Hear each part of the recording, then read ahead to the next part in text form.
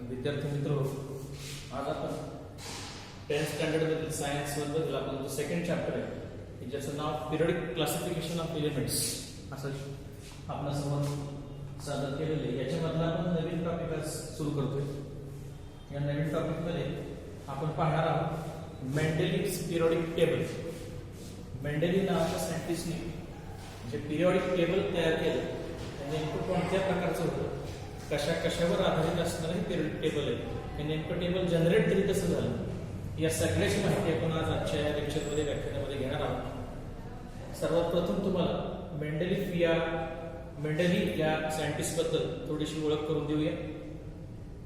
हे scientist Russian scientist म्हणून त्यांची ओळख आहे. त्यांचं नाव दिमित्री मेंडेली असं आहे. खूप हालाकीच्या परिस्थितीमध्ये त्यांनी त्यांच्या आयुष्याची सुरुवात केली. खरं ती 17 भावंड एकूण मिळून सगळी 17 भावंड आहेत. याच्यामधलं सगळ्यात छोटं भावंड म्हणून त्यांच्याकडे ओळखलं जातं. परंतु खूप ब्रिलियंट, अतिशय कल्पक वृत्ती असणार असे हे दिमित्री मेंडेली यांनी साधारणपणे 1869 ते 1872 या काळामध्ये, या पिरियडमध्ये, या दरम्यान त्या काळामध्ये अस्तित्वात असणारे जेवढे एलिमेंट्स होते, सर्वसाधारणपणे 63 एलिमेंट्स त्या काळामध्ये, एवढी एलिमेंट्स त्या काळामध्ये अस्तित्वात होते. या सगळ्या एलिमेंट्सच्या बाबतीमध्ये या सगळ्या एलिमेंट्सचा पर्टिक्युलर स्टडी केला. प्रत्येक एलिमेंट्सच्या केमिकल, फिजिकल या सगळ्या प्रकारच्या प्रॉपर्टीज आहेत यांचा सिस्टमॅटिकली स्टडी केला आणि या सगळ्यांची स्पेशल वेगवेगळी कार्ड्स तयार केली आणि ही कार्ड्स रिअरेंज केली. आणि त्यांनी ही अरेंज करत असताना काही रोज, काही कॉलम्स याच्यामध्ये ती अरेंज केली आणि अशाने मिळून मग त्यांनी छोटंसं टेबल तयार केले की जे टेबल त्या काळामध्ये पिरियडिक टेबल, मेंडेलीज पिरियडिक टेबल म्हणून ओळखलं गेलं. चला तर मग आज आपण माहिती घेऊया या पिरियडिक टेबल बद्दल इन डिटेल मध्ये. हे नेमकं अस्तित्वात तरी कसं आहे.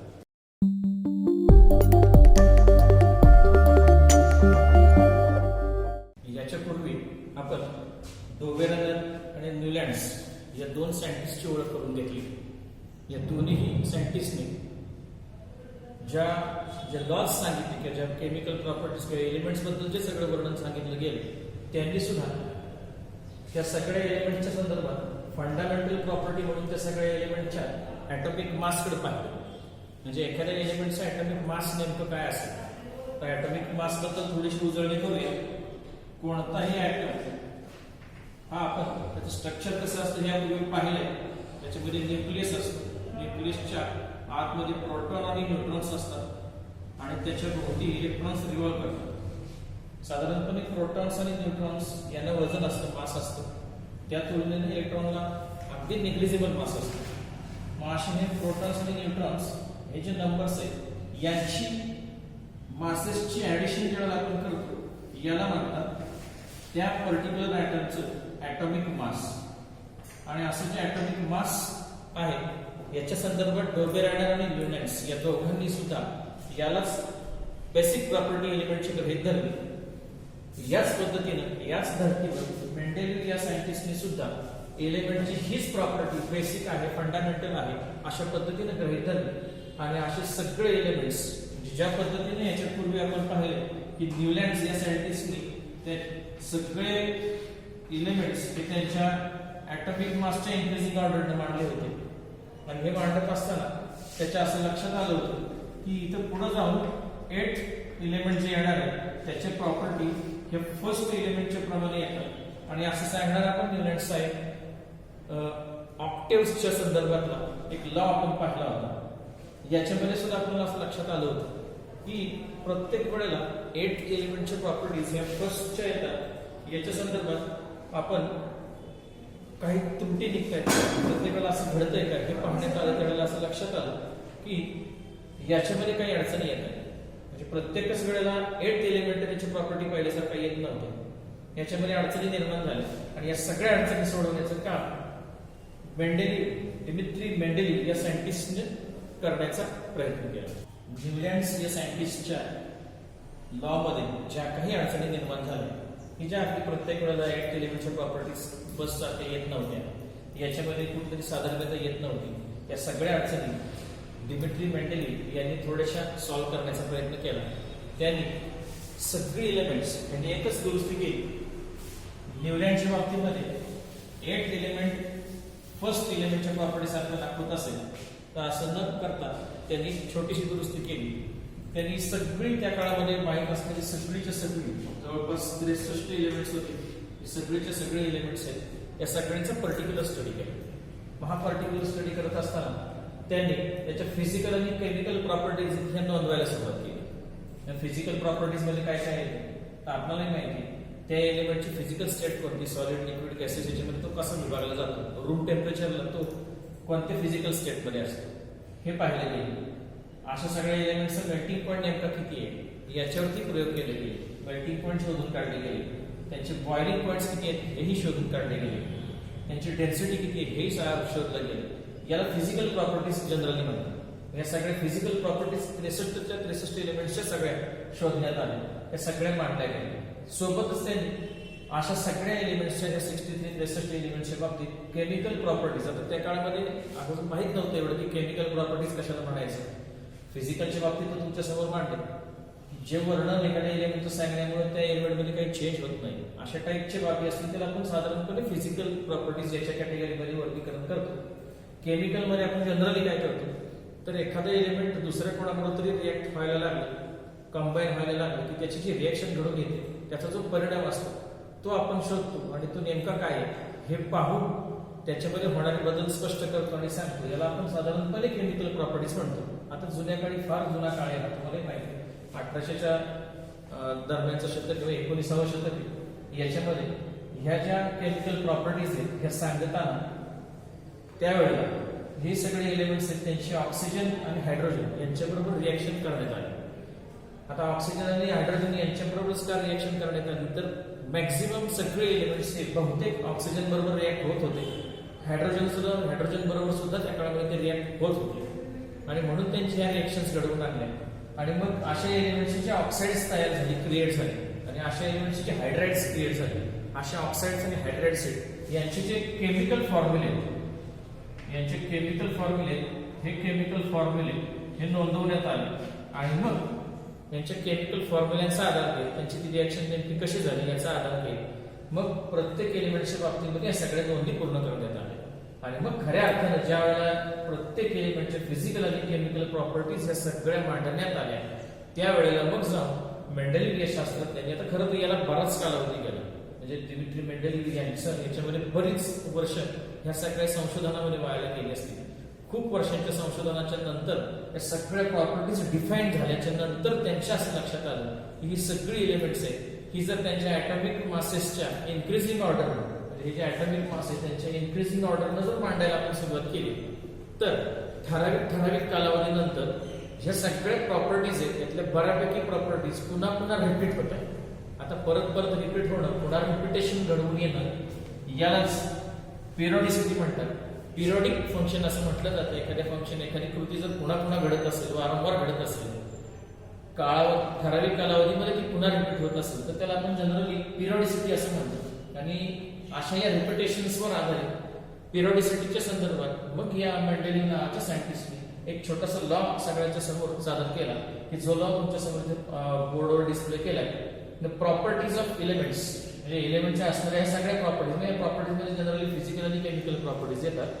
या सगळ्या properties they are the periodic function, पुन्हा पुन्हा येणारे प्रॉपर्टीज आहेत, परत येत राहतात, पुन्हा पुन्हा रिवाइज होत राहतात. म्हणजे properties of elements are periodic function of their atomic masses. म्हणजे ॲटॉमिक मासेसचा विचार करता त्यांच्या इन्क्रीजिंग ऑर्डर जर आपण ही सगळी एलिमेंट्स मांडण्याचा प्रयत्न केला तर जनरली 100% बऱ्यापैकी काही ठराविक अंतर चालवून गेल्यानंतर या केमिकल आणि फिजिकल प्रॉपर्टीज आहेत त्या पुन्हा पुन्हा दिसू लागतात, त्याच प्रकारच्या दिसू लागतात. आणि मग यालाच मेंडेलिव्हचा पिरियडिक लॉ असं संबोधलं जातं. आणि हा लॉ तुमच्या समोर सादर केलेला आहे. मग आता या सगळ्या बाबी तुमच्या जर लक्षात आल्या असतील तर मग याचा आधार घेऊन न्यूलँड्स आणि मेंडेलिव्ह यांच्यामध्ये काय नेमका फरक आहे विद्यार्थी मित्र, तर न्यूलँड्सनी सगळी एलिमेंट्स एका पुढे एक क्रमानं मांडत गेली आणि त्याची एक साखळी तयार केली आणि चेन तयार केली गेली होती आणि त्याच्यामध्ये मग त्रुटी निघाल्या आणि ह्या त्रुटी ओरल्या किंवा ह्या सगळ्या काढून टाकण्याचं काम बऱ्यापैकी मेंडेलिव्ह या सायंटिस्टनी केलं.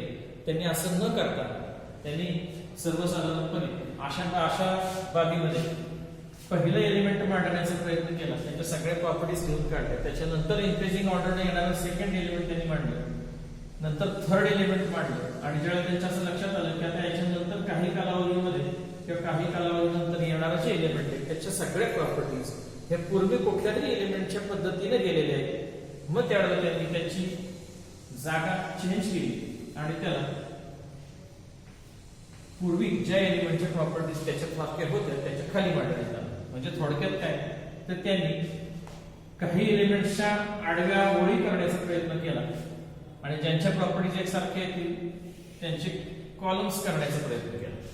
आणि खऱ्या अर्थाने अशा आडव्या ओळी रोज ज्याला आपण म्हणतो आणि उभे कॉलम्स यांना अशा पद्धतीनं मांडून बऱ्यापैकी एक छानशी सारणी ज्याला टेबल आपण म्हणतो, या टेबलची रचना ही जगामध्ये सगळ्यात पहिल्यांदा करून दिली गेली. आणि त्यांनीच त्यांच्या काळामध्ये या आडव्या ज्या रोज आहेत, या आडव्या ज्या रोज आहेत ओळी आहेत यांना पिरियड असं संबोधलं. आणि हे उभे जे कॉलम आहेत, हे कॉलम्स आहेत जे उभे, यांना ग्रुप्स असं संबोधलं. आणि ही संकल्पना पुढं खूप रूढ झाली. ज्या आडव्या ओळी आहेत त्यांना रोज आणि उभे कॉलम्स आहेत त्यांना ग्रुप्स असं संबोधलं गेलं. आणि अशा प्रमाणे एक छानशी सारणी तयार झाली आणि अशा सारणीमध्ये या सगळ्या एलिमेंट्सची रचना केली गेली. आणि मग खऱ्या अर्थाने जगाच्या समोर पहिल्यांदा सगळ्यात मोठं काम झालं असेल ते मेंडेलिव्ह या सायंटिस्टच्या कडून झालं आणि त्यांच्याकडून ही सारणी तयार झाली. आणि आता नेमकी ही सारणी तयार झाली खरं, परंतु त्याच्यामध्ये नेमकी मांडणी कशी आहे, सारणी दिसते कशी, या सारणीचा आधार घेऊन मग याच्यामध्ये काही चांगल्या बाबी आहेत का, काही वाईट आहेत का, मेरिट्स काय आहेत का, डिमेरिट्स काय आहेत का, या सगळ्याची चर्चा करणं त्याच्यानंतर. चला पाहूया तर खरं की मेंडेलिव्हची ही जी सारणी आहे, टेबल आहे, पिरियडिक टेबल जो आहे, हा पिरियडिक टेबल नेमका दिसतो कसा आणि त्याची आपण आता ओळख करू. पहा विद्यार्थी मित्र, तुमच्या समोर या क्लासबोर्डवर मेंडेलिव्हज पिरियडिक टेबल एक टेबल तुमच्या समोर मांडण्याचा प्रयत्न केला. हे टेबल पाहिल्यानंतर तुमच्या लक्षात येईल की या टेबलमध्ये सर्वसाधारणपणे रोज आणि कॉलम्स यांच्याकडे जर पाहिलं तर तुम्हाला कळेल की याच्यामध्ये 12 आडव्या रोज आहेत की ज्याला आपण पिरियड्स असं म्हणणार आहे. आणि हा बोर्ड पुढं हे जरी सिरीज लिहिलेलं असतं तरी आपण याला पिरियड्स असं म्हणणार आहोत. हे 12 आहेत आडव्या ओळी, ग्रुप्स तुमच्या समोर मांडले. साधारणपणे हे नंबरिंग केले गेलेले रोमन न्यूमेरिकल्स मध्ये केले गेलेले 1 to 8 अशा टाइप मध्ये हे वेगवेगळे 8 कॉलम्स तुमच्या समोर पाहायला मिळतील. आणि अशा 12 रोज आणि 8 कॉलम्स आणि यांच्यामध्ये तुम्हाला त्या काळामध्ये माहित असणारी काही एलिमेंट्स ही तुमच्या समोर मांडली गेलेली दिसते. ही क्रमाने मांडली गेलेली आहेत. आता काही वेळेवर काही एलिमेंटच्या शेजारी मी त्यांचा ऍटॉमिक मास नंबर मांडलेला आहे की ऍटॉमिक मास त्याचं किती आहे प्रत्येक एलिमेंटचं ते मांडलेलं आहे. काहींच्या मध्ये मांडलेलं नाही. शेवट मुद्दाम आठवणीनं मी एक शेवटचं युरेनियम नावाचं जे एलिमेंट आहे त्याचं मास इथं मी मांडलेलं आहे 240. त्या काळामध्ये सर्वात जड हेवी असं एलिमेंट म्हणून ज्याच्याकडे पाहिलं गेलं की ज्याचं नाव आहे युरेनियम. आणि मुळात ते इतकं हेवी होतं, इतकं जड होतं की ते स्वतःच्या अंगामधून काही रेज इमिट करायला लागले आणि अशा एलिमेंट मधून रेज बाहेर पडायला लागले. म्हणून अशा जे एलिमेंट्स आहेत त्या काळामध्ये ही जी रेज इमिट करत होती यांना रेडिओ ऍक्टिव्ह अशा टाईपचे एलिमेंट्स असं संबोधलं जातं. आणायचे त्या ओघात आपण तुमच्यासमोर मांडण्याचा हा प्रयत्न केला. तर असं एक टेबल तुमच्यासमोर मांडलेलं आहे. हे टेबल मांडत असताना प्रत्येक ग्रुपमध्ये असणारी जी सगळी एलिमेंट्स आहेत त्यांच्या केमिकल आणि फिजिकल प्रॉपर्टीज बऱ्यापैकी सिमिलर आणण्याचा प्रयत्न केलेला आहे किंवा किंबहुना ज्यांच्या प्रॉपर्टीज सिमिलर असतील अशीच एलिमेंट्स एका ग्रुपमध्ये मांडण्याचा प्रयत्न केलेला आहे. म्हणजे प्रत्येक ग्रुपमध्ये तुम्हाला या सगळ्या गोष्टी पाहायला मिळतील. खरं आणखी इन डिटेलमध्ये जर तुम्ही या पिरियडिक टेबलचा ऑनलाईन आणखी स्टडी केला तर तुमच्या लक्षात येईल की पुढे जाऊन जेव्हा तुम्ही स्टडी करणार आहात 11वी 12वी पुढे गेल्यानंतर त्यावेळेला तुम्हाला लक्षात येईल या प्रत्येक कॉलम मध्ये पुन्हा एक सब कॉलम्स बघायला मिळतील. ए बी असे त्यांचे पुन्हा 2 वेगवेगळे पार्ट्स तुम्हाला पाहायला मिळतील आणि या पार्ट्स मध्ये वेगवेगळे एलिमेंट्स तुम्हाला पाहायला मिळतील. आता सध्या तरी मी सगळी एलिमेंट्स ए आणि बी अशी सब पार्ट्स मध्ये किंवा सब कॉलम्स मध्ये डिवाइड न करता ही सगळे एका खाली एकच मांडलेली आहे. आणखीन वेगळ्या पद्धतीने किंवा आणखीन डिटेल मध्ये तुम्ही पाहायला गेलात हे टेबल तर तुम्हाला हे ए मध्ये याच्यात कोणती एलिमेंट्स आहेत आणि बी सब ग्रुप मध्ये कोणती आहेत, कारण ए कॅटेगरी मध्ये आणि बी कॅटेगरी मध्ये असणारे एलिमेंट्स आहेत त्यांच्या पुन्हा प्रॉपर्टीज येते, त्याच्यामध्ये थोडासा डिफरन्स बघायला मिळेल तुम्हाला. म्हणजे अशा दोन कॅटेगरी केलेल्या तुम्हाला पाहायला मिळतील. आता अशा अर्थाने या पिरियडिक टेबलची मुळात सुरुवातच झालेली आहे की सगळ्यात जगातलं सगळ्यात हलकं एलिमेंट की ज्याच्याकडे आपण एकदम हलकं हायड्रोजन, अशा अर्थाने की हायड्रोजन या नावाने पाहतो अशा एलिमेंट्सने याची सुरुवात झालेली आहे. आणि असं टेबल क्रिएट करण्यासाठी खूप वर्ष मेंडेलिव्हला कष्ट घ्यावे लागले. हे नेमके प्रत्येक एलिमेंटच्या प्रॉपर्टीज पाहून मग ते एलिमेंट्स कसं लावलं जाईल त्याच्यासाठी एक छोटंसं कार्ड तयार केलं गेलं आहे. कार्डला एका फ्रेमवरती पिन करून लावण्यात आलं. अशा प्रत्येक एलिमेंट्सच्या कार्डसाठी पिनअप करून मग त्यांच्या जागा डिसाईड करून त्यांच्या जागा काही चेंज करून सगळ्यात महत्वाचं म्हणजे जरी आपण या मेंडेलिव्हच्या पिरियडिक लॉ मध्ये आपण पाहिलेलं असेल या सगळ्याच्या प्रॉपर्टीज असतात त्या पिरियडिक फंक्शन असतात ऍटॉमिक मासच्या इन्क्रीजिंग ऑर्डरने लावल्यानंतर. पण विद्यार्थी मित्र इथं ऍटॉमिक मासेसच्या इन्क्रीजिंग ऑर्डरने हे सगळं लावत असताना ह्या टेबलमध्ये जास्तीत जास्त प्रेफरन्स दिला गेला तो म्हणजे फिजिकल आणि केमिकल प्रॉपर्टीज जर सेम असतील तर त्यांना एका खाली एक मांडणी यावर जास्तीत जास्त भर देण्यात आला. आणि असं करत असताना काही एलिमेंट्सच्या बाबतीमध्ये मात्र त्यांचे ॲटॉमिक मासेस हे चुकल्याचं जाणवलं आणि ओघानं या टेबलमध्ये ते सगळ्यात दुरुस्त झाले. हरकत नाही विद्यार्थी मित्र, तुमच्यासमोर मुद्दाम हे ग्लासबोर्डवर हे टेबल किंवा त्याच्यामध्ये काही एलिमेंट्स त्या काळामध्ये माहीत असणार ॲज अ टेबल टेक मांडण्याचा प्रयत्न केला. त्याच्यामध्ये आणखीन एक गोष्ट तुम्हाला लक्षात येईल, या सगळ्या कोणताही एक कॉलम आपण जर गृहीत धरला, फॉर एक्झाम्पल आपण फर्स्ट ग्रुपमध्ये जाऊया. फर्स्ट ग्रुपमध्ये जर पाहिलं तर तुमच्या असं लक्षात येईल की इथं लिथियम हे जे एलिमेंट आहे, आता हायड्रोजन मध्ये संदिग्धता आहेच आहे की ते नेमकं मांडायचं कुठं असतं. तर आपण हायड्रोजन असो, लिथियम असो, सोडियम असो, पोटॅशियम असो हे सगळे एका ग्रुपमध्ये केलेले, एकत्र केलेले. आणि याच्यामध्ये तुम्हाला इथं वरच्या बाजूला एक गोष्ट आणखी प्रिफर केल्याची जाणवेल की इथं तुम्हाला या प्रत्येक एलिमेंटच्या बाबतीमध्ये त्यांचं ऑक्सिजन बरोबर रिएक्शन झाल्याच्या नंतरचे ऑक्साईडचं फॉर्म्युला क्रिएट होणार आहे ते फॉर्म्युले इथे रिप्रेझेंट करण्याचा प्रयत्न केलेला आहे. हे फॉर्म्युले ते विद्यार्थी मित्र प्रत्येक एलिमेंटच्या ऑक्साईडचे फॉर्म्युले आहेत.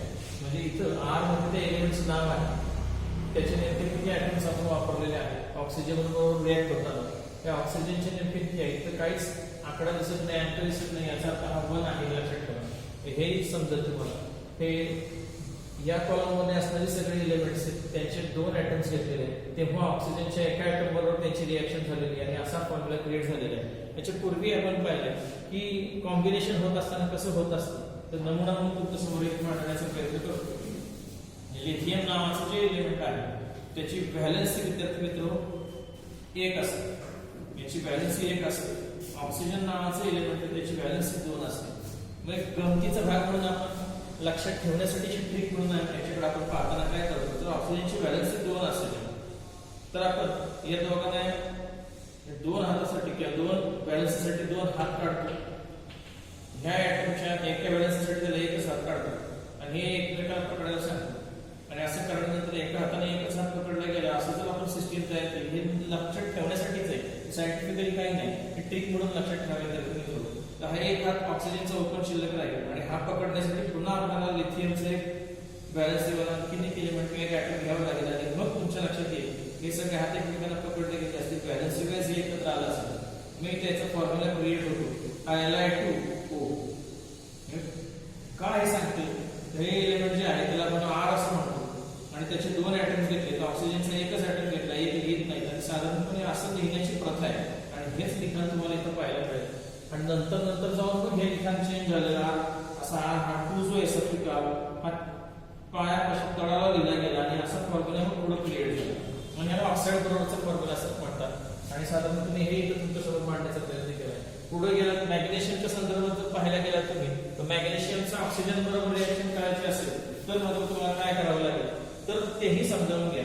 हा जो मॅग्नेशियम आहे त्याची व्हॅलेन्सी 2 असते आणि ऑक्सिजन त्याची व्हॅलेन्सी 2 असते. आणि मग हे दोन्ही हात एकमेकाला पकडले गेले, हे सगळे हात एकमेकाला पकडले जातात, व्हॅलेन्सी फुलफिल्ड होते आणि मग याचा फॉर्म्युला तयार होतो आणि GO असा तयार होतो. हे कोणतेही एक एलिमेंट आपण गृहीत धरलं तर O अशा अर्थाने दर्शवलं जातं आणि हे तुम्हाला लिहिल्याचं दिसेल. थोडंसं पुढे जाऊ ॲल्युमिनियमच्याकडे पाहिलं तर लक्षात येईल तुम्हाला ॲल्युमिनियमकडे पाहिलं तर ॲल्युमिनियमची व्हॅलेन्स किती असते. हे ॲल्युमिनियमची जर व्हॅलेन्स किती असेल तर आपण त्याला 3 सिम्बॉलिकली तिन्ही व्हॅलेन्ससाठी एक एक भाग तयार केला. ऑक्सिजनची व्हॅलेन्स 2 असते. हे जर चेक केलं तर एक पार्ट शिल्लक राहील. त्याच्यासाठी आपल्याला नवीन ऑक्सिजन क्रिएट करावा लागेल. पुन्हा हे पहिल्या लक्षात येईल याचे हा क्रिएट शिल्लक राहील. त्यासाठी पुन्हा एक ॲल्युमिनियम अरेंज करावं लागेल आणि पुन्हा लक्षात येईल हे 2 क्रिएट शिल्लक राहिलेले आहेत. त्याच्यासाठी पुन्हा आपल्याला ऑक्सिजन असं क्रिएट करावं लागेल. त्यावेळेस जाऊन ही साखळी पूर्ण होईल, कंपाऊंड क्रिएट होईल. आणि याच्यावरती तुम्हाला कळेल की ॲल्युमिनियम 2 ॲटम्स आहेत आणि ऑक्सिजनचे 3 आहेत. आणि हे मग लिहिताना असं लिहिलं जातं R2 आणि O3 आणि हा सिम्बॉल हे तुम्हाला इथे पाहायला मिळेल R2 आणि O3.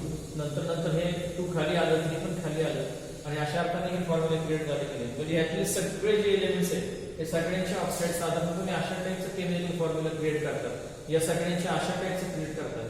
म्हणून हे ऑक्सिजन बरोबर रिएक्शन झाल्यानंतर त्यांचे ऑक्साईड काय क्रिएट होत आहे, हायड्रोजन बरोबर रिएक्शन झाल्यानंतर त्यांची काय क्रिएट होत आहे. आता यांची पहिल्या 3 ग्रुपमध्ये दाखवलेलं नाही हायड्रोजन बरोबर रिएक्शन होते का नाही, परंतु होत नाही म्हणून तर तुम्हाला स्पेसिफिकली दाखवलं गेलं. हायड्रोजन पेक्षा ऑक्साईड्स सगळीकडे तुम्हाला पाहायला मिळतील. जास्त रिएक्शन हे ऑक्सिजनचे होतात बऱ्यापैकी एलिमेंट्स बरोबर. आणि मग फिजिकल आणि केमिकल प्रॉपर्टीज त्या काळात फक्त ऑक्साइड्स आणि हायड्रेट्स यांच्यावरूनच ठरवलं गेलं. त्याचे फॉर्म्युलेज काय आहे, कशा रिएक्शन्स होतात आणि मग याचा आधार घेऊन हे सगळ्यांना ग्रुपिंग केलेलं आहे. म्हणजे प्रत्येक ग्रुपमध्ये तुम्हाला असं दिसेल की त्यांचा हा ऑक्सिजन बरोबरचा जो केमिकल फॉर्म्युला आहे तो साधारण या टाईपमध्ये पाहायला मिळेल. म्हणून हे सगळे काय खाली मांडले आणि अशा अर्थानं या पिरियडिक टेबलची रचना झालेली आहे. आता ही सगळी पिरियडिक टेबलची रचना तुमच्यासमोर मांडलेली आहे. मग या पिरियडिक टेबलच्या रचनेवरून आपल्याला आता काय पाहायचंय, मग या मेंडेलिफच्या पिरियडिक टेबलमध्ये अशी रचना असा टेबल क्रिएट करण्यामुळे काही चांगल्या बाबी झाल्या आणि एवढं सगळं करून सुद्धा काही मर्यादा शिल्लक राहिल्या, काही त्रुटी शिल्लक राहिल्या, ज्याला आपण मेरिट्स आणि डिमेरिट्स. चांगल्या बाबी त्यांना मेरिट्स म्हणतो, त्रुटी आणि अडचणी त्याला डिमेरिट्स म्हणतो. मग आता ही नेमकी मेरिट्स आणि डिमेरिट्स काय हे आता आपण समजून घेऊया. चला विद्यार्थी मित्र, या पिरियड टेबलमध्ये किंवा याचा वापर केल्यामुळे, याचं क्रिएशन झाल्यामुळे, याची निर्मिती झाल्यामुळे मेंडेलिफ या सायंटिस्टनी असे टाईपचं एक पिरियडिक टेबल तयार केले गेल्यामुळे याच्यामुळे काही चांगले बाबी आपल्या निदर्शनास येतात का, की ज्याला आपण मेरिट्स असं म्हणणार आहोत. ही नेमकी मेरिट्स आहेत तरी कोणते, चांगल्या बाबी तरी कोणत्या, याच्यातून काय चांगलं आपल्याला दिसून आलं याची एक एक करत आपण चर्चा करू. तुमच्या पाठ्यपुस्तकामध्ये आता खरं पाहायला मिळेल विद्यार्थी मित्र, तुम्ही पाहिलं असेल की पेज नंबर 18 वर खरं बऱ्यापैकी तुम्हाला हे टेबल पाहायला मिळेल. इथं काढण्याचा रिप्रेझेंट करण्याचा मी प्रयत्न केला.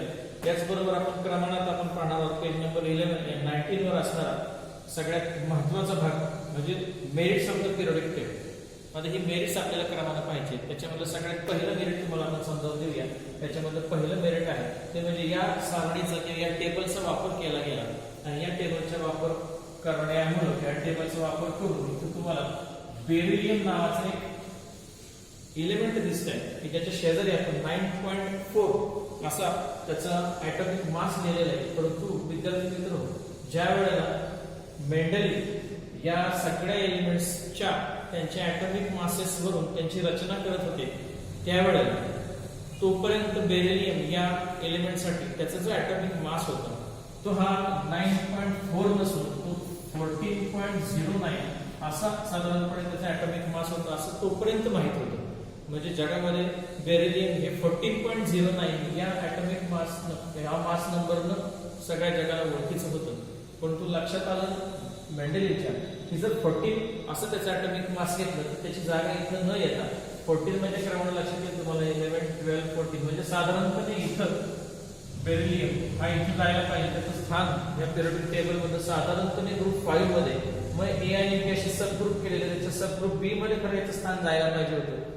नायट्रोजन हा 14 आहे, बी या 14.09 हा ग्रुप 5 च्या बी नावाच्या पार्ट मध्ये जायला पाहिजे होता. परंतु असं लक्षात आलं की हे बेरिलियमच्या सगळ्या फिजिकल केमिकल प्रॉपर्टीज मांडून झाल्यानंतर त्याच्या फिजिकल आणि केमिकल प्रॉपर्टीज यातल्या कोणाशीही जुळत नव्हते, त्यातल्या कोणाशी सिमिलर नव्हतं. अगदी थोड्याफार बऱ्यापैकी या वेगवेगळ्या दिसून आल्या.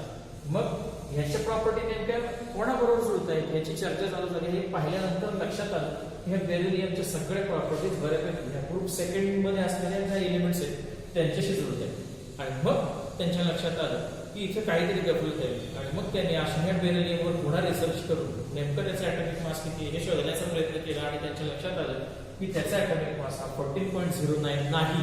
तर मग त्यांनी त्याचा ॲटॉमिक मास शोधून काढले आणि ते त्याला त्या काळामध्ये मिळालं हे 9.4 असं मिळालं आणि त्या ॲटॉमिक मासचा आधार घेऊन बेरिलियमचं स्थान हे निश्चित करण्यात आलं. म्हणजे या टेबलवरून एक फायदा झाला, एक मेरिट आपल्या लक्षात येते, एक चांगली बाब आपल्या लक्षात आली की अशी ज्या ज्या काही एलिमेंट्सच्या ॲटॉमिक मासमध्ये त्रुटी होत्या किंवा त्यांची चुकीची ॲटॉमिक मास जगासमोर आली होती, अशांच्या सगळ्या ॲटमच्या सगळे एलिमेंटची जी ॲटॉमिक मास आहे ती एलिमेंटच्या प्रॉपर्टीजवरून साधारणपणे दुरुस्त केली गेली आणि त्यांची ॲटॉमिक मासेस ही चेंज केली गेली आणि दुरुस्त करून नव्याने ती मांडण्यात आली. म्हणजे बऱ्याचशा काही एलिमेंट्सच्या ॲटॉमिक मासमध्ये दुरुस्ती करण्याचे काम मेंडेलिव्ह या सायंटिस्टने या पिरियड टेबलच्या आधारे केलं. म्हणजे हे पिरियड टेबलचं एक मेरिट आहे असं म्हणायला हरकत नाही. म्हणजे हे झालं पहिलं मेरिट विद्यार्थी मित्र. सेकंड मेरिट तुमच्या लक्षात येईल, तर याच्यामध्ये सेकंड मेरिट दाखवण्याचा प्रयत्न करतो. तुमच्या पण या पिरियड टेबलमध्ये असं लक्षात येईल, ह्या पिरियड टेबलमध्ये इथं आणि इथं एम्प्टी स्पेस दिसून येईल. म्हणजे त्या काळामध्ये या तीन जागेवर कोणतंही एलिमेंट त्या काळामध्ये अस्तित्वात असणार असं शोधलं गेलेलं नव्हतं. तोपर्यंतच्या काळात तर शोधलं गेलं नव्हतं. मग अशा या 3 प्लेसेस रिकाम्या ठेवण्याऐवजी त्यावेळेला मेंडेलिव्ह या सायंटिस्टने एक भाकीत केलं, एक प्रेडिक्शन केलं की पुढं काय होईल हे सांगितलं आणि त्याच्यामध्ये असं सांगण्यात आलं की या 3 ठिकाणी काही कालावधी गेल्यानंतर वेगवेगळ्या 3 एलिमेंट्सचा शोध लागेल आणि ते एलिमेंट्स ही कोणती असतील, त्यांच्या प्रॉपर्टीज नेमक्या कशा असतील तर ते सांगण्याचा प्रयत्न केला. त्याच्यात हे पहिलं एलिमेंट आहे, त्याच्या प्रॉपर्टीज ह्या बोरॉन सारखे असतील असं सांगण्याचा प्रयत्न केला. आता खरं हा रशियन सायंटिस्ट आहे. रशियनमध्ये च्या सारख्या प्रॉपर्टीज असणं, च्या सारख्या ह्या शब्दाला इका असा शब्द वापरतात. इका हा शब्द वापरतात आणि म्हणून त्यांनी इथं असणारा जो एलिमेंट आहे भविष्यात शोधलं जाईल अशा या एलिमेंटसाठी त्यांनी नाव ठेवलं इका बोरॉन. म्हणजे बोरॉन प्रमाणे प्रॉपर्टीज असणारे एलिमेंट इथं शोधलं जाईल आणि मग त्याला इका बोरॉन असं नाव ठेवण्यात येईल असं त्यावेळेला त्यांनी स्पष्ट केलं. म्हणजे हा एक बाब तुमच्या लक्षात येईल. कालावधी गेला आणि काही कालावधीनंतर इथलं एलिमेंट शोधलं गेलं आणि त्याला नंतर नाव मिळालं स्कॅन्डियम. म्हणजे ह्या गोष्टी माहीत असणं गरजेचं विद्यार्थी मित्र तुम्हाला. त्याच्यानंतर सेकंड नंबरला इथं ॲल्युमिनियमच्या प्रमाण प्रॉपर्टीज असणार हे एलिमेंट असेल असं बाकी मॅक्सिमम प्रॉपर्टीज हे ॲल्युमिनियम सारखे असतील असं सांगण्याचा प्रयत्न केला. कालावधी गेल्यानंतर काही कालावधीनंतर पुन्हा तिथेही शोध लागल्यानंतर असं लक्षात आलं की इथं हे गॅलियम नावाचं जे एलिमेंट आहे हे शोधलं गेलं आणि ते इथं त्याने त्याची जागा घेतली. म्हणजेच काय तर याला पूर्वीच्या काळी ॲल्युमिनियमच्या सारख्या प्रॉपर्टीज आहेत म्हणून याला इका ॲल्युमिनियम असं म्हटलं गेलं.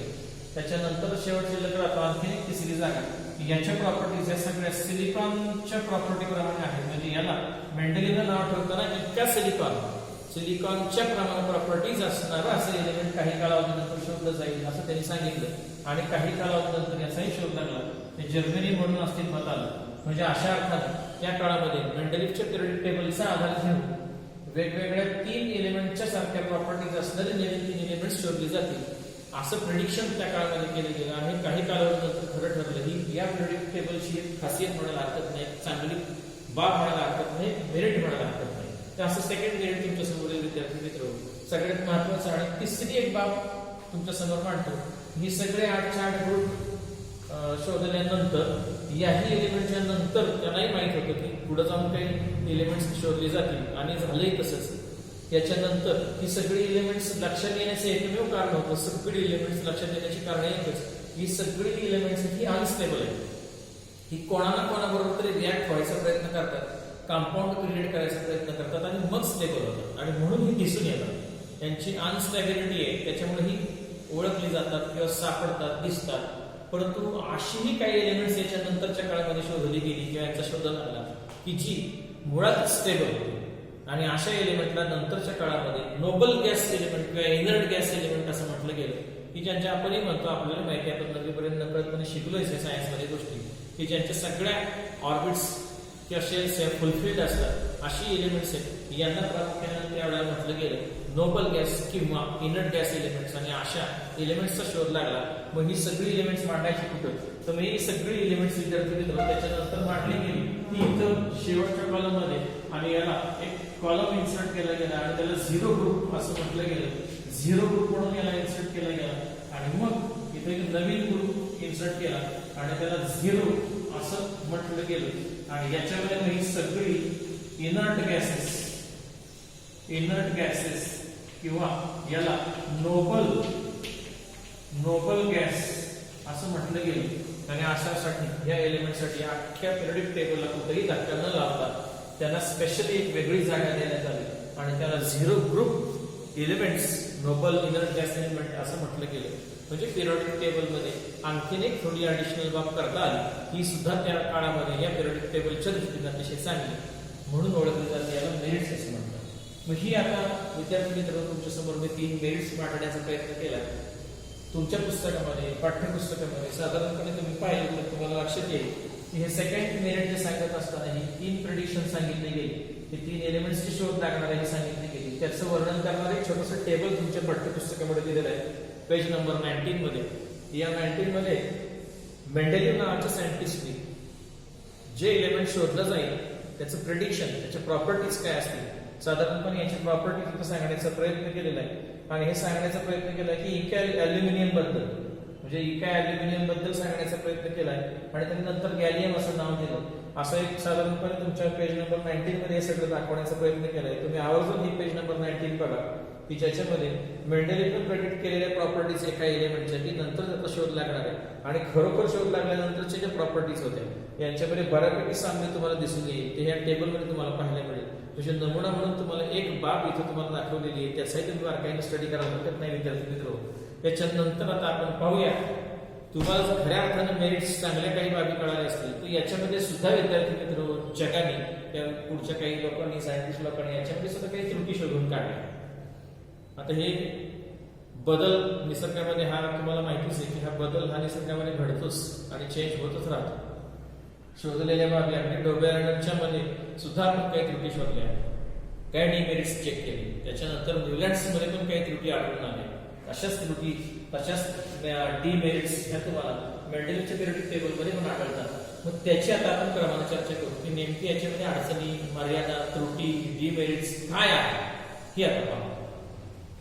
याच टेबलमध्ये आपण डिमेरिट्स काय ते शोधणार आहोत. याच्यामध्ये सगळ्यात पहिल्यांदा क्रमाने तुमच्या टेक्स्टबुक मध्ये येणार जे पहिलं डिमेरिट तुमच्या समोर मांडलं जाणार आहे ते पेज नंबर 20 वर तुम्हाला सगळे डिमेरिट्स पाहायला मिळतील. त्याच्यामध्ये आपण पहिल्या डिमेरिट्सचं प्रामुख्याने चर्चा करू की ज्याच्यामध्ये सांगितलं की कोबाल्ट आणि निकेल ही जी 2 एलिमेंट्स आहेत. ही जी 2 एलिमेंट्स आहेत आता या टेबलमध्ये शोधली पाहिजे तुमच्या लक्षात येईल. पाहिल्यावर लक्षात येते का पहा सापडतात का पहा तर तुम्हाला लक्षात येईल कोबाल्ट आणि निकेल इथे सापडतील तुम्हाला. या दोघांचे ऍटॉमिक मासेस इथे चेक करा. तुम्हाला लक्षात येईल की हे दोघांचे ऍटॉमिक मासेस 59 असे आहेत. नियर अबाउट 59 दोघांचे मासेस आहेत. याचा अर्थ असा आहे की मग त्यांना कुठेतरी एखाद्या सेम ग्रुपमध्ये मांडणं गरजेचं आहे. म्हणजे मुळात मासेस सेम आहेत नाही असं नाही. मासेस सेम आल्यानंतर खरं एका ग्रुपमध्ये आता बऱ्यापैकी पाहिलं असेल तुम्ही एका ग्रुपमध्ये एकच एलिमेंट आपण मांडण्याचा प्रयत्न करतोय. तिथेही कन्फ्युजन क्रिएट झालं. म्हणजे एक संदिग्धता तुमच्या पुस्तकामध्ये किंवा पाठ्यपुस्तकामध्ये या दोघांना नेमकं कुठलं मांडावं याच्याविषयी संदिग्धता निर्माण करणारी परिस्थिती त्या काळामध्ये निर्माण झाली. आणि संदिग्धता त्या काळात संदिग्धता दूर करता आली. संदिग्धतेसाठी इथं तुम्हाला शब्द वापरलाय ॲम्बिग्युइटी हा शब्द वापरलाय. याचा अर्थच मुळात असा की नेमकं दोघांमध्ये संभ्रम निर्माण झाला संदिग्धता निर्माण झाली कुठल्या दोघांना मांडायचं. मग आता हे मांडताना तुर्तास तरी यांनी ग्रुप 8 मध्ये याला स्थान दिलं गेलेलं आहे. परंतु तसं पाहायला गेलं तर यांना स्थान देत असताना फेरस कॉपर निकेल कोबाल्ट सगळंच एका जागेवर मांडलेलं आहे. यात नंतर तुम्हाला कळेल की ए आणि बी सब ग्रुपमध्ये ह्यांना डिवायडेशन कसं केलं गेलं. म्हणजे अशा प्रकारे जर एकच ॲटॉमिक मास असेल तर अशी वेगवेगळी 2 एलिमेंट्स कसे असू शकतात आणि असतील तर मग ती नेमकी मांडायची कुठं हा संभ्रम काही त्या काळामध्ये दूर झाला नाही. आणि मग त्यांना त्यावेळेला ग्रुप 8 मध्ये स्थान देण्यात आलं. हे तात्पुरतं स्थान होतं. भविष्य काळामध्ये सुधारणा होणार होती तुम्हालाही माहिती. आपण याच्यानंतर अजून एक सायंटिस्टचा अभ्यास करणार आहोत की ज्याच्यामध्ये आपल्यालाही कळणार आहे की ह्या सगळ्या त्रुटी आहेत त्या काळामध्ये कशा दूर होतात. म्हणजे हा एक भाग आहे विद्यार्थी मित्र. सेकंड तुम्हाला बाब दिलेली किंवा डिमेरिट तुमच्या समोर मांडण्याचा प्रयत्न करतो. त्याच्यामध्ये आयसोटोप हा एक भाग तुम्हाला शिकायचा आहे. आयसोटोप आता हा शिकला असेल विद्यार्थी मित्र. आयसोटोप म्हणतात तरी कशाला. आता तुर्कस मी जरा इथं जागा करतो. डिमेरिट शिकण्यासाठी प्रथम आयसोटोप म्हणजे काय तुम्हाला माहिती असणं गरजेचं. यापूर्वी 9वी मध्ये पण शिकला असेल. एक फॉर एक्झाम्पल हायड्रोजनच्या साठीचे आयसोटोप्स किती असतात. आयसोटोप म्हणजे असतात तरी काही पहिल्यांदा दाखवतो. हायड्रोजनच्या जगामध्ये वेगवेगळे 3 टाईपचे ऍटम्स बघायला मिळतात. 3 प्रकारचे ऍटम्स अस्तित्वात असतात. त्याच्यामध्ये एक प्रोटॉन असणारा न्यूक्लियस, एक प्रोटॉन आणि 1 न्यूट्रॉन असणारा हायड्रोजनचं न्यूक्लियस, एक प्रोटॉन आणि 2 न्यूट्रॉन असणारा हायड्रोजनचं न्यूक्लियस. आणि मग याच्यावरती एकच इलेक्ट्रॉन रिव्हॉल्व करतो. याच्यावरती 1 इलेक्ट्रॉन, याच्यावरती 1 इलेक्ट्रॉन आणि असे हायड्रोजनचे वेगवेगळे 3 ऍटम जगामध्ये अस्तित्वात असतात. आणि यांच्याकडे पाहिल्यावर लक्षात येईल तुम्हाला या सगळ्यांचा ऍटॉमिक मास नंबर जो आहे याचा 1 आहे, याचा 2 आहे, याचा 3 आहे. आणि याचा ऍटॉमिक नंबर चेक करा तर सगळ्यांमध्ये 1 1 आणि 1 आहे. याचाच अर्थ असा की जगामध्ये अशी काही एलिमेंट्स असतात की ज्यांचा ऍटॉमिक मास नंबर आहे तो डिफरंट असतो परंतु ऍटॉमिक नंबर हा सेम असतो. मग ऍटॉमिक मास जर डिफरंट असेल मग अशी जर वेगवेगळी एलिमेंट्स तुम्हाला पाहायला मिळाली साधारणपणे याला नावं पण ठेवलेली आहेत. याला पहिले एलिमेंट याला हायड्रोजन, सेकंड याला ड्यूटेरियम आणि याला ट्रिटियम असं नाव आहे. मग अशी 3 एलिमेंट्स तुम्हाला बघायला मिळतील. ही तिन्हीच्या तिन्ही वेगळं काहीच नाही. ही सगळी हायड्रोजनच्या आयसोटोप्स आहेत. हायड्रोजनच्या आयसोटोप्स आहेत. म्हणजे एका एलिमेंटला आता नमुना म्हणून मी तुम्हाला इथे सांगण्याचा प्रयत्न केलाय की एका हायड्रोजन नावाच्या एलिमेंटला इथे आयसोटोप्स दाखवण्याचा प्रयत्न केला. हे 3 दिसत आहेत तुम्हाला आणि तिघांच्याकडे पाहिल्यावर लक्षात येईल की यांचे जर ऍटॉमिक मासेस डिफरंट असतील, वेगवेगळे जर असतील तर हे 3 जण ऍटॉमिक मासच्या इन्क्रीजिंग ऑर्डर मध्ये जर हे मांडायचं ठरवलं आणि हे टेबल मांडायचं ठरवलं तर हायड्रोजनच्या तिघांसाठी आपल्याला वेगवेगळ्या 3 जागा निर्माण कराव्या लागतील. ह्या देता येणं शक्य नाही. याचं कारण सांगतो. हायड्रोजन नमुना म्हणून सांगितलं याला 3 आयसोटोप्स आहेत. असे कित्येक एलिमेंट्स तुम्हाला पाहायला मिळतील की ज्यांचे एलिमेंट आयसोटोप्स आहेत त्याची संख्या प्रचंड आहे. मग इथे प्रचंड संख्येनं आयसोटोप्स अस्तित्वात असतील तर हे सगळ्यांचे ॲटॉमिक मासेस डिफरंट असल्यामुळे या सगळ्या टेबलमध्ये त्यांना बसणं अशक्य आहे, त्यांना जागा मिळणं अशक्य आहे. मग अशी ही आयसोटोप्स आहेत. ज्या ज्या एलिमेंट्सचे आयसोटोप्स आहेत त्या सगळ्या एलिमेंट्सच्या आयसोटोप्सना मात्र या पिरियडिक टेबलमध्ये स्थान देता आलं नाही किंवा देता येणं शक्यच नाही. हे लक्षात ठेवा. ही सगळ्यात मोठी अडचण त्या काळामध्ये या पिरियडिक टेबलमध्ये मांडण्यात आली. त्याच्यानंतर तिसरा मुद्दा तुमच्यासमोर मांडण्याचा प्रयत्न करतो. इथे तुमच्या लक्षात येईल की साधारणपणे तुम्हाला ही सगळी एलिमेंट्सची रचना केल्यानंतर असं दिसून येईल की एक एलिमेंट संपल्यानंतर दुसरं ज्यावेळेला एलिमेंट येतं त्यावेळेला त्यांच्या ऍटॉमिक मासेसमध्ये असणारा जर डिफरन्स चेक केला तर हा डिफरन्स सगळीकडे सेम नाहीये. काही ठिकाणी 1चा आहे, काही ठिकाणी 2चा आहे, काही ठिकाणी 3चा आहे, काही ठिकाणी 4चा आहे, काही ठिकाणी 10चा आहे. जसं तुम्ही ही एलिमेंट्स पुढे जात जाल तसं तुम्हाला पाहायला मिळेल. तर थोरियमच्या बाबतीमध्ये तर थोरियमचं मी इथे लिहिलेलं नाही तर तुमच्या लक्षात येईल की थोरियमच्या बाबतीमध्ये याचा 230 आहे. म्हणजे इथं डिफरन्स चेक केला जाईल तर 9चा डिफरन्स आहे. म्हणजे ऍटॉमिक मासेसचा डिफरन्स हा कुठेही स्थिर नाही. म्हणजे ठराविक ऍटॉमिक मास चालून गेल्यानंतर एलिमेंट येईल असं सांगता येणं सुद्धा अशक्य. याच्यावरून एक निष्कर्ष निघेल तुम्हाला हे लक्षात येईल की इथेही जागा तुम्हाला रिकामी दिसते की नाही असं नाही. या पिरियडिक टेबलमध्ये एक जागा रिकामी शिल्लक दिसते परंतु या दोघांच्या ऍटॉमिक मासेसमध्ये जर 9चा डिफरन्स आहे, 9चा डिफरन्स असेल तर आपल्याला असं सांगता येणं अशक्य आहे की इथं या 2 एलिमेंट्सच्या मध्ये भविष्य काळामध्ये एक एलिमेंट शोधलं जाईल का 2 एलिमेंट शोधले जातील का 3 एलिमेंट शोधले जातील हे अचूकपणानं सांगता येणं कठीण आहे. म्हणजे हे एक लक्षात ठेवणं फार विद्यार्थी मित्र गरजेचं आहे. ऍटॉमिक मासच्या इन्क्रीजिंग ऑर्डर आपण या सगळ्यांना मांडलंय खरं परंतु ही इन्क्रीजिंग ऑर्डर जी आहे ते इन्क्रीजिंग ऑर्डर मध्ये कुठेही एक अशी डिफरन्स ज्याला म्हणतो आपण ऍटॉमिक मासेस मधला तो कुठंच सेम दिसत नाही. त्यामुळे असे क्वेश्चन्स क्रिएट होतात आणि हे आपल्याला सांगता येणं अशक्य आहे. म्हणजे ही सुद्धा एक डिमेरिट आहे. जसं इथे ठामपणाने आपण सांगू शकलो की इथे 3 एलिमेंट शोधले जातील परंतु इथेही पाहिलं लक्षात येईल की 68 आणि 72 अशा ऍटॉमिक मासेस आहेत. मग याच्यामध्ये सुद्धा अजून काही क्रिएट होऊ शकेल का? याच्यामध्ये किती एलिमेंट्स होतील हे नाही सांगता येत. हा त्या काळामधला एक दोष आहे, या सारणीमधला, या पिरियोडिक टेबल मधला हा दोष सगळ्याच्या समोर त्या काळामधला समोर आला. आणि शेवटचं डिमेरिट तुम्हाला सांगणं गरजेचं आहे, आणि ते आहे हायड्रोजन. हे सगळ्यात मोठं डिमेरिट तुम्हाला या पिरियोडिक टेबल मध्ये पाहायला मिळतं, की जे याच्यानंतरच्या अतिशय चांगले पिरियोडिक टेबल म्हणजे अतिशय चांगलं मॉडर्न पिरियोडिक टेबल आपण ज्याचा याच्यानंतर अभ्यास करणार आहोत, स्टडी करणार आहोत, त्याच्यामध्ये सुद्धा आपल्याला ही बाब टाळता आली नाही, आणि ती एकमेव बाब आपण शिल्लक ठेवली.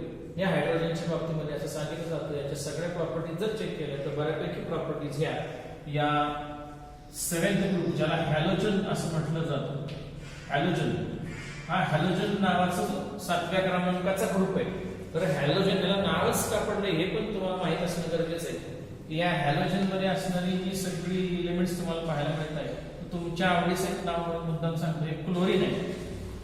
माहिती आहे का बघा विद्यार्थी मित्र, त्याच्यापूर्वी तुम्ही आपण अभ्यास केला आहे, 9th स्टँडर्ड मध्ये सुद्धा याचा अभ्यास केलेला आहे. हॅलोजन हे नाव मुळातच लॅटिन वर्ड आहे हॅलोजन. हॅलोजन हा मुळात लॅटिन वर्ड आहे. हॅलो आणि जन असे दोन शब्द आहेत. हॅलो याचा अर्थ आहे सॉल्ट, आणि जन म्हणजे जनरेट करणार, म्हणजे ज्या एलिमेंट्स मुळे, ज्या एलिमेंटचा आधार घेऊन त्यांचं कॉम्बिनेशन करून सॉल्ट जनरेट होतात. तुमच्या आवडीचं आणि सगळ्यांना माहित असणारं कॉमन सॉल्ट आहे. कॉमन सॉल्ट त्याचं तुम्हाला मॉलिक्युलर फॉर्म्युला पण माहिती, ज्याला NaCl म्हणून आपण ओळखतो, मीठ या नावाने, सॉल्ट या नावाने ओळखतो. तर हेही कळणं गरजेचं विद्यार्थी मित्र. आपण नकळतपणे मराठीत म्हणून जातो की मीठ आणि सॉल्ट दोन्ही एकच आहेत, असं नाहीये. मिठाला कॉमन सॉल्ट म्हणून ओळखलं, सायंटिफिक लँग्वेज मध्ये त्याला कॉमन सॉल्ट असं म्हटलं जातं. मुळात सॉल्ट हा एक गट आहे, लक्षात ठेवा. आणि ही सगळी जी एलिमेंट्स आहेत, ही सगळी एलिमेंट्स सॉल्ट क्रिएट करतात. म्हणजे तुम्हाला फक्त आतापर्यंत NaCl मीठ यालाच तुम्ही सॉल्ट म्हणत असाल, तर हा जो सोडियम आहे हा फ्लोरीन बरोबर एकत्र आल्यानंतर जे कॉम्बिनेशन क्रिएट करतो याला सुद्धा सॉल्टच म्हणतात. हेही सॉल्ट आहे. म्हणजे असे अनेक सॉल्ट्स ही एलिमेंट्स ती क्रिएट करतात. ही सगळी एलिमेंट्स अशा अनेक प्रकारचे सॉल्ट क्रिएट करतात. सॉल्ट क्रिएट करणारे, हॅलोजन क्रिएट करणारे, हॅलोजन जनरेट करणारे, आणि म्हणून या एलिमेंट्सला हॅलोजन्स असं म्हटलं जातं. आणि या कॉलममध्ये असलेले जेवढे सगळे एलिमेंट्स आहेत यांच्या प्रॉपर्टीज या बऱ्यापैकी तुम्हाला हायड्रोजन सारखे पाहायला मिळतात. मग असं असून सुद्धा आपण या हायड्रोजनला जर 7th ग्रुप मध्ये मांडायला हवं, म्हणून ते न मांडता 1st ग्रुप मध्ये मांडण्याचा प्रयत्न केला. याचं कारणच असं आहे की काही प्रॉपर्टीज त्याच्या 1st ग्रुप सारखे दिसत आहेत, काही प्रॉपर्टीज बऱ्यापैकी जास्त हॅलोजन सारखे दिसत आहेत. इथेही संदिग्धता आहे. म्हणजे हायड्रोजनच्या स्थानाची अडचण इथे निर्माण झाली. कुठं मांडायचं हे शेवटपर्यंत आपल्याला सांगता आलं नाही. म्हणजे हे डिमेरिट आहे, ही मर्यादा आहे, ही त्रुटी आहे, ही अडचण आहे. या पिरियोडिक टेबलनं सुद्धा ही अडचण सोडू शकले नाही. खरं हायड्रोजन हे सगळ्यात हलकं आहे आणि ते क्रमांक पहिलंच असायला हवं, म्हणून असं गृहीत धरून मग त्याला आपण पहिलं स्थान त्या काळामध्ये दिलं गेलेलं आहे. असू दे, हरकत नाही. अशा पद्धतीने ही 4 डिमेरिट्स तुमच्यासमोर मी मांडलेली आहे. 4 डिमेरिट्सचा जर तुम्ही बारकाईने अभ्यास करत असाल, व्यवस्थितपणे तुम्ही लक्षात घ्यायचे असतील, तुम्हाला पेज नंबर 20 मध्ये तुम्हाला पहिली 4 डिमेरिट्स पाहायला मिळतील. ही सगळी डिमेरिट्स तुम्ही तुमच्या नोटबुक मध्ये व्यवस्थित लिहा. मेंडेलिव्हची पूर्ण सारणी टेबल काढण्याची विद्यार्थी मित्र गरज नाही. याच्यावर प्रामुख्याने विचारले जाणारे फक्त 2 क्वेश्चन्स आहेत. एक मेंडेलिव्ह पिरियोडिक टेबल साठीचा लॉ आहे, तो विचारला जाईल 1 मार्काला. सेकंड याचे मेरिट्स काय ते विचारले जातील, आणि डिमेरिट्स काय तीही विचारले जातील. एवढे 3 प्रश्नांची जास्तीत जास्त पद्धतीने व्यवस्थितरित्या तयारी करा. आज आपण असं गृहीत धरूया या पिरियोडिक क्लासिफिकेशन मधला मेंडेलिव्हच्या बाबतीतला पिरियोडिक टेबल हा भाग इथे आपण थांबूया. आजचा जर व्हिडिओ विद्यार्थी मित्र तुम्हाला आवडला असेल तर या व्हिडिओला लाईक करा, हा चॅनल सबस्क्राईब करा. आजच्या दिवसासाठी थांबूया विद्यार्थी मित्र. धन्यवाद.